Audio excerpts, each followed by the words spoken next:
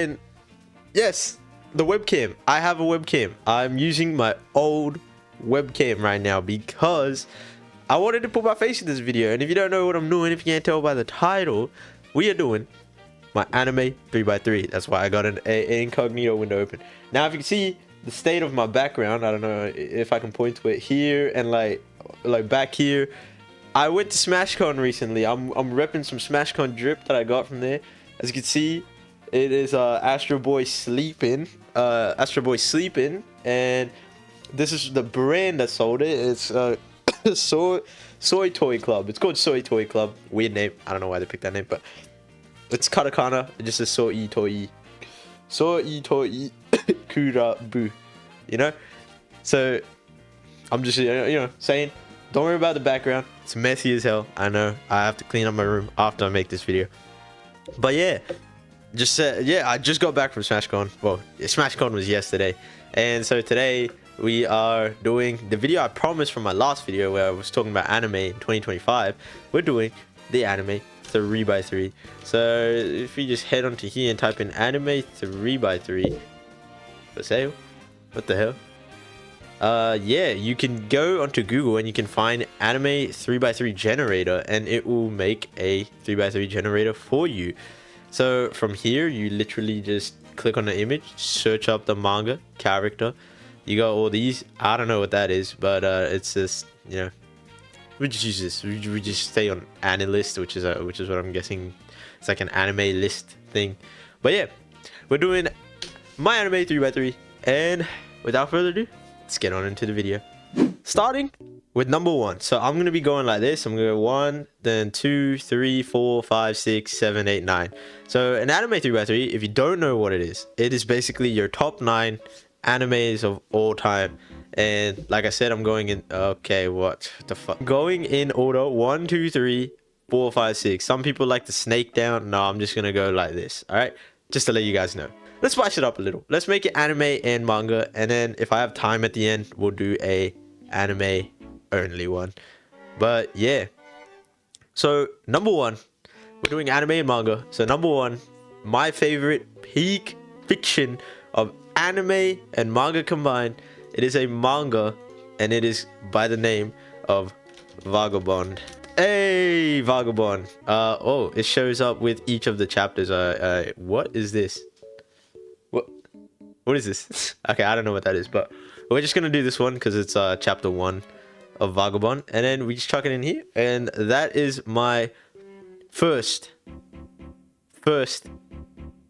greatest piece of fiction out there. Honestly, I like this image more, but we're just gonna rock with this because it says 1. Now I'm gonna talk about Vagabond for a second. Vagabond was like the first ever seinen. First of all, I'm a big fan of seinen. But it was the first ever manga that I read where after I finished it, I had to take a seat back. But it's so good that even Milo came to join us. Hey, Milo. If you've never met, boys, this is my dog, Milo. Look at him. Milo, what do you think about Vagabond? Hey, none of that. Don't be giving me kisses. I don't think he wants to be here. I think he's a bit lazy right now. He knows how good it is. He just entered the room because it's that good. But it's so good. I can't even begin to like describe the absolute magnitude of this show. And seinen is, if you don't know what seinen is, the genre, it is more a nitty gritty genre. And Milo's back in here. He's now sitting in the background.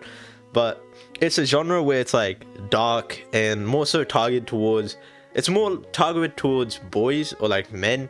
And it's like dark, gritty. The big 3 of seinen, which a lot of people know, is Vagabond, Vinland Saga. But this dog can't make up his mind where he wants to be. But yeah, Vagabond, Vinland Saga, and Berserk are the big 3 of seinen. Those are seinen. That like nitty gritty art details with a lot of.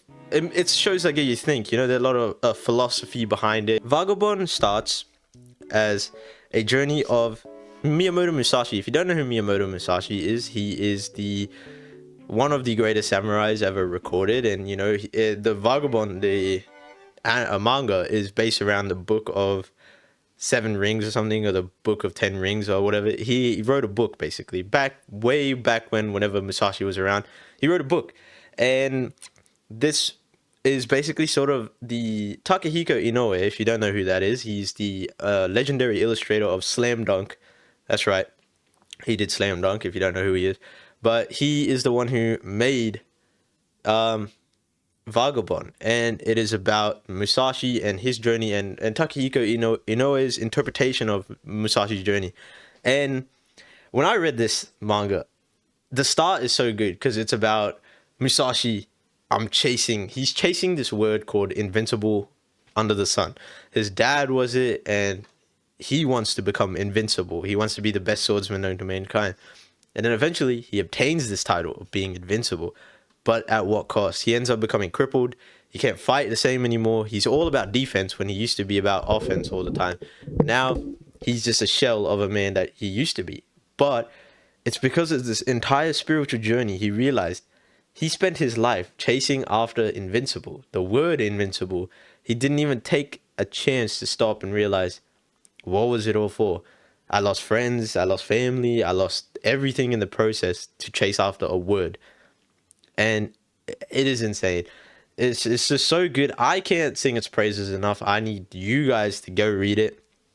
If you're a fan of like Vinland Saga, and if you're a fan of like sick drawing, amazing fight scenes, great characters, amazing character development, this is a book you have to read, Vagabond. I have the deluxe version of the book. I have the deluxe version of all the big three and Seinen. I've retrieved them for you. Oh my god, they've been collecting a bit of dust. Yeah. So my girlfriend gifted me this Vagabond volume 1 of the deluxe editions. It's 3 volumes in one, but yeah, if I would just show you some stuff, like we could take the first arc for example, and let me go through. So this is when this is essentially, oh, I keep looking over here. So this is Musashi's character right here. This guy, and this guy is Marahachi, his best friend, who everybody hates. No, all my boys don't fuck with Marahachi, you know what I'm saying? Let's skip towards the end. As you can see, this is towards the end. This is when he's still young. The book kind of goes over his entire life. But yeah, he's chasing the word invincible under the sun. And that's basically the whole premise of the story. And I don't want to spoil too much. It's just so good. Please give it a shot. Read it. And it is amazing. Trust me. So that's number 1. Trust me, not all of them are going to be this long. Now, number 2 has always been a toss-up for me. Now, there's always been 2. Whenever people ask me, what's your favorite anime? There's always 2 go-tos, and they're basically tied. But I've been thinking about it. I was thinking about it recently, and I was like, I really have to pick one over the other. And my number 2 goes to none other than Cowboy. What the heck? Bebop.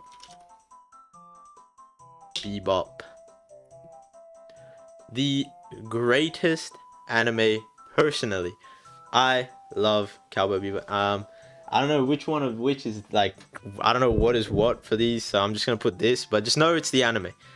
I don't know if this is the manga, but just know it's the anime. Okay, yeah, we'll just do this. Just know it's the anime, alright? Cowboy Bebop. Where do I even begin about this show, man? There's so much to talk about when it comes to Cowboy Bebop. It is insanely complex. Now, I guess you could take a little bit of a hint here. I like complex What the hell is this? I've just seen this. You know what? We're going to get rid of that. I've got to say so much about Cowboy Bebop. It was a anime which I didn't know anything about when I first started watching it, and then when I finished it, it was exact same thing as Vagabond. It left me feeling like I was spiritually enhanced. I was like, what the hell? This show, well, actually, specifically, this show left me feeling empty. I was like, what? My goat Spike died at the end. I mean, it's all, for me, the show, I interpret the show as people trying to make amends with their past. You know, we get the episode with Jet. His past comes, you know, gets undone. We have the episode with Faye where she finds out she's actually like a gilf technically because she's old as hell. When then, you know, Spike with his whole past with the Red Dragon, you know, the Red Dragon gang and all that stuff. And it's amazing. And I love the art style. Spike is my favorite character, obviously, because he's literally like Bruce Lee, but like on roids. He's like Bruce Lee, but sick, cool, chill guy. He's so epic. And then Ed and Iron is also there. But yeah, I've always, kid me always wanted, well, kid me, high school me always wanted Faye and Spike to end up together. But I guess that's not how the show goes. Cowboy Bebop is my second favorite anime and manga or fiction, and we're just talking about the anime fiction whole thing. I don't know what you would call it, like Japanese thing of all time. It is so good. It is so good. I love it so much. Which then brings me to number 3, which would normally be in contention, but it is One Piece. Yeah, so One Piece is hands down my one of my like, if I were ever to say to someone, like, if I was talking to someone and being like, oh, what type of anime are you into, I'll be like, oh yeah, I really like One Piece. Now I know One Piece fans tend to get clowned on in this day and age because of all sorts of stuff, but like, I ain't one of them One Piece fans. Also, this image is so funny with them all crying over the Mary, sorry. Yeah, it's so good. One Piece is like, it's just a journey that keeps on giving, and I try to get everyone to watch it. Like, it's really, really good. And I've read past I'm up to like the post what's it called, Egghead arc in the manga. That's what I read up to. I stopped reading because I don't want to spoil it, because when I read it and then I went and watched the anime, I already knew what was coming, so then it wasn't as cool as when I had to wait every week for it to come out. Instead of being like, oh crap, can't wait to see how good the animation is and like what's gonna happen in the next episode, I just knew what was gonna happen. Like I remember I read all the Kizaru and Luffy fight, and so when I saw everything that happened and like he becoming a giant head, and Kizaru crying because he's obviously attacking his friends, if you spoilers, get spoilers guys, Kizaru and forgetting the name, the sumo person and Vegapunk, they're all friends, they're all like really close friends, and all of that, I already knew all of that because I read the manga, and so I was like, it kind of takes out from it, and it didn't enjoy it. But the anime itself is amazing. Saddest backstories in anime history will go to anyone in One Piece. It's like they all have insanely sad backstories. I don't know how Oda does it. He just straight up spits out sad backstories like it's nothing. And I've seen some clips and some like hints of Loki, which is in the manga. I've seen some things about his backstory, which is really sad, but I think so far the saddest backstory has to go to Kuma. His backstory is really, really sad. But yeah, enough said. I don't want to talk too much about One Piece because that is my number 3, and so let's move on to number 4. So number 4 is gonna be another manga, and it is gonna go to Berserk. Now, why Berserk? Like I said, I love seinen. All seinen is just straight amazing to me. I love it so much. It's like, I don't know, something about seinen, it just gets right. And if you've ever read Berserk, you know that it is amazing, and it deserves that the praises that it has. Once again, I have the deluxe edition of the first volume of Berserk. I have the parental advisory sticker on it because I didn't want to rip it off and like damage the thing. So yeah, I have a bookmark where I reread it, and I'm like basically at the end. I'm like probably like 2 chapters off finishing it. Let's see, where did I stop reading it at? Oh, here I am. I was literally at oh wait, let me bring it closer. When Guts gets called into the void realm, or whatever realm this is, to talk with Griffiths and Femto and all the other apostles. But yeah, not many shows can do what Berserk do, because it is an amazing show. Sad Guts, for real.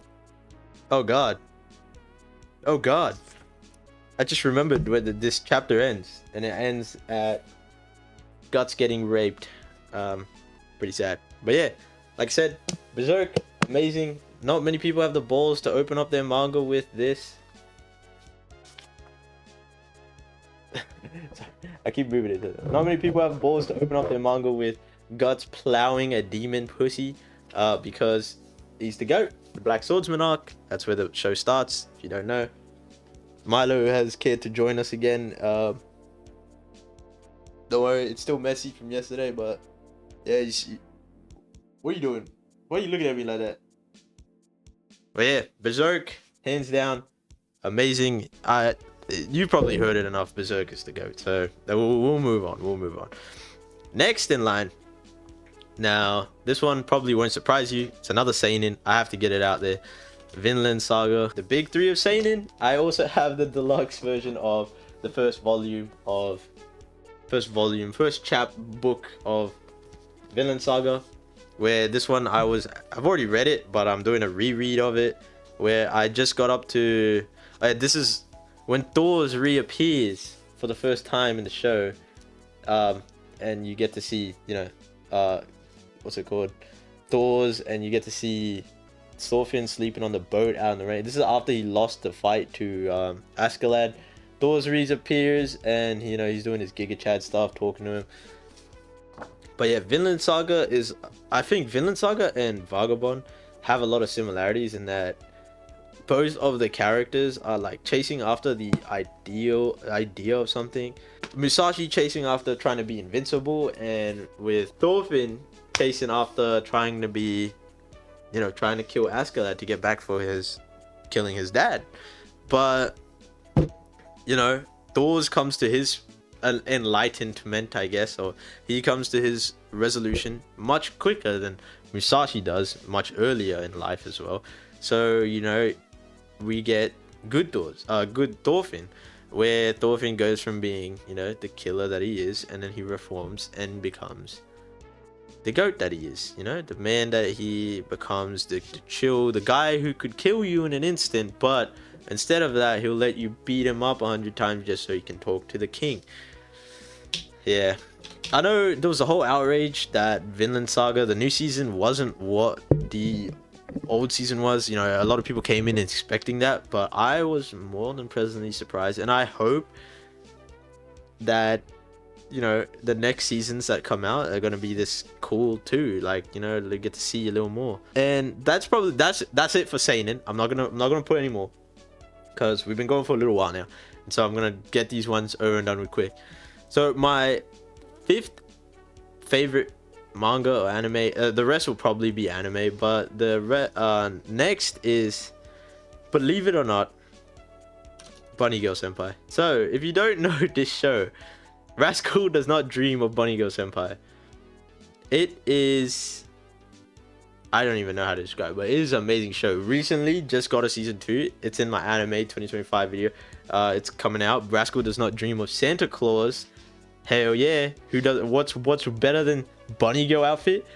Hot sexy Santa Claus outfit? Hell yeah. Bunny Girl Senpai is like bittersweet, but also everything you would want in sort of a romance thing. And it is like, I don't even know how to explain it. I just loved it so much. The way I can explain to you how much I love it is there has been only 2 anime that I've finished in one day.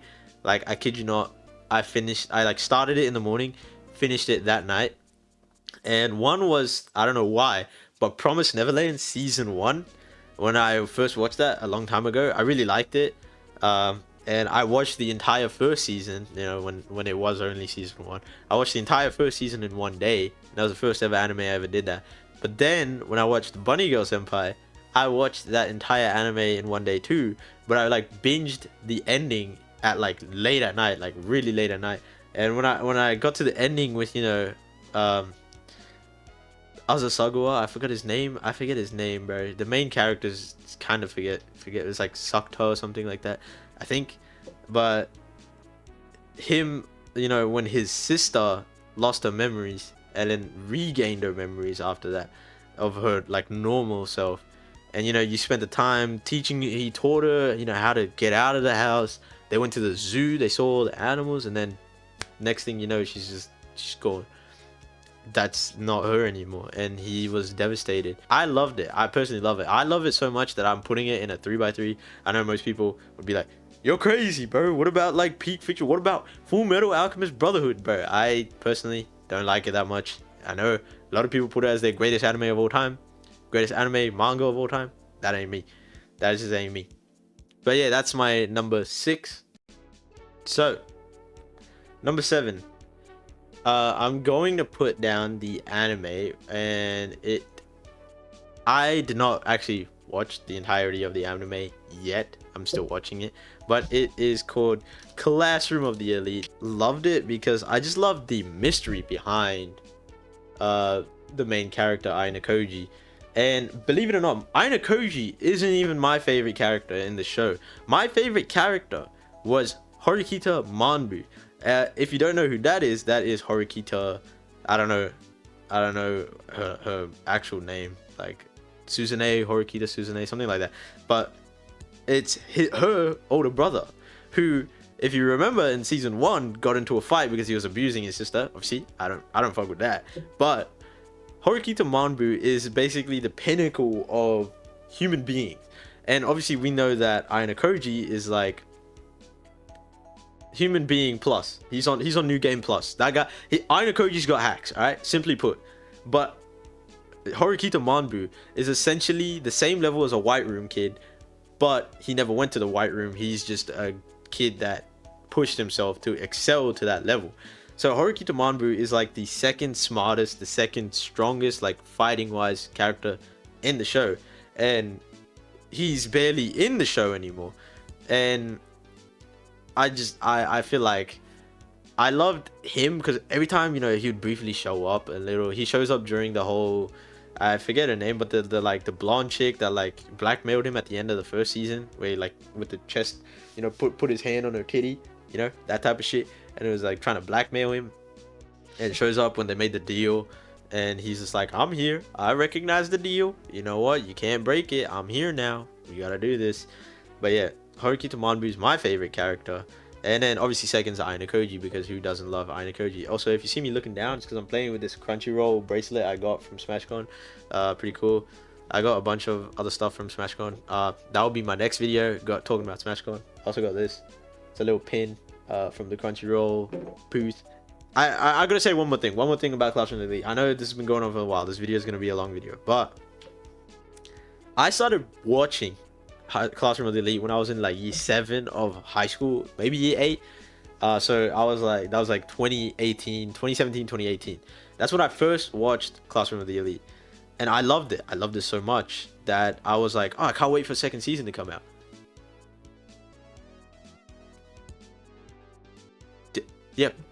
Yeah, I got scammed. My entire high school life, I was 5 years in high school, no second season. I ended up biting the bullet, and I bought the light novels. I have them on Kindle. I used to read them on my phone, and I bought all the light novels, and yeah, I read them all. And year 2 was probably peak, but year 3 is really, really good, especially when the other White Roomers start showing up. Shit starts getting insane. But it's just Aina Koji, he just holds a web of pieces and people, and he can just tie everything together so nice and neatly. He's just the GOAT. Aina Koji's just the GOAT. Obviously next to my GOAT, Horikita Manbu. Now, the very last one. The very, very last one. Let me get rid of this. The last two I'm going to do. These two are the progenitors of what you see now. These are the ones that started my anime journey. And now one of them I didn't even realize, but I was watching way long ago when I was a child. I can go back and rewatch that anime any day, all day, every day. But this one, in number 8, is gonna go to the first anime I ever watched when I was in year 7. My friend was like, hey, have you ever watched anime before? And I was like, nah. And he was like, oh, you should get this app called Anime Lab. Anime Lab lets you watch anime on it. I was like, oh, cool, I'll give it a try. I tried it, and it was the first anime that popped up on the screen when I went into the Anime Lab was One Punch Man. None other than the great and the amazing One Punch Man. I swear this was like the exact image that was there. One Punch Man was the first anime I ever watched, and it's what got me into anime. I loved it so much. It was so funny. It was like satire. It was like everything. First episode, bro, he pulls up and he's like, "Crap, I killed it in one punch again," and it was so funny. I loved One Punch Man. Season 2 was alright. Personally, I didn't. I know people didn't like season 2. Personally, I think it was alright. I like Garo a lot. Uh, and I like, seeing him be good guy Garo. I know he ends up becoming a monster, and the craziest fight in like anime history is gonna happen between Saitama and Garo. But yeah, amazing. It's just amazing. It is amazing. And now the last one in my 9x9. This was the first ever anime I ever watched, and I never didn't even know that it was an anime because I watched it so long ago when I was a kid. It was airing on like Cartoon Network, and I don't know if a lot of you will know what this is called, but it's called Deltora Quest. They actually have it. Oh my god. So this is a really, really, really old show. I can't seem to get all of their faces in it. Yeah, that's good enough. But yeah, this is a really, really old show. And now, if you don't know Del Toro Quest, so Del Toro Request, the anime released in 2007. It's a very long time. I would have been 2 years old when this anime was released, and I watched it for the first time. It was like on TV. It was on like Cartoon Network or something. And me and my sister was the one who originally found it, and she was like, "Yo, this show is sick. We should watch it." And I was like, "All right, let's watch it." And so we watched it. We would like wait every day to watch it. It was so good. If you don't know I know like I've watched this show many times now because I just love it that much. It's reminiscent, nostalgia's sake. That's why it's up here. I don't care. Say what you want. I love it that much. But this guy right here, his name is Leaf. This guy's name is Bardock, and this girl's name is Jasmine, and it's just amazing. I just love the show. This was my sister's favorite character, Jasmine, and this is my favorite character, Leaf. But I also really liked Bardock, and I don't even know how to explain the show to you because it is like one of those old shows with a really strange premise. But essentially, there's this like Shadow Master, the Shadow Lord, and he's taken over the capital city. And Leaf is being sent on a journey to retrieve this gemstones, kind of like the Infinity Stones, and throughout the land of Del Toro, which is where they live. That's why it's called Del Toro Quest. Now, each stone corresponds with a letter in Deltora. So D stands for diamond. Uh, E stands for emerald. L stands for lapis lazuli. Yeah, and it goes on. Like topaz, opal, ruby, and amethyst. And so he has to get each of these and then arrange them and put them on the belt and arrange it in the order of Deltora. And then he was doing it to give it to the king of Del Toro, or like the rightful prince of Del Toro, so that they could fight back. But then turns out, main character syndrome, Leaf is actually the heir to the throne of the Del Toro throne, the throne of Del Toro, and he is the rightful king. So when he wears the belt, he gets like massive buff and ends up killing it, the Shadow Master. And it's amazing because each time he goes to get one of the gems, it is guarded by a different like beast. So the first one is guarded by this like tree sentinel looking dude, and obviously they end up taking it. And then another ones are like guarded by sandworms. Another one is guarded by this weird witch girl named like Sorceress Tegan, something like that. She was really funny. I remember she was like a big key aspect in like one of the arcs of the show. But yeah, it's such a good show, and it was a show that originally was my very first anime, and I never even realized it growing up. And maybe some people out there, if you were born in 05, 04, and you were on Cartoon Network or whichever channel this was on that me and my sister first saw it, you saw this. Maybe this was your first anime too. But if you know Del Toro Quest, let me know in the comments below, because that's gonna be the end of this video. And hope you guys enjoyed. Please be sure leave a like, drop a sub. Once again, let me in the comments. Tell me in the comments if you want to see anything else. Next video is going to be about SmashCon because I just came back from SmashCon. Once again, I love this shirt. I bought it from Soy Toy Club. It was so sick. Me and my girlfriend got matching. But yeah, next video, I'm going to be yapping about SmashCon. It's been fun, boys, and I'll catch you guys in the next one. Latest.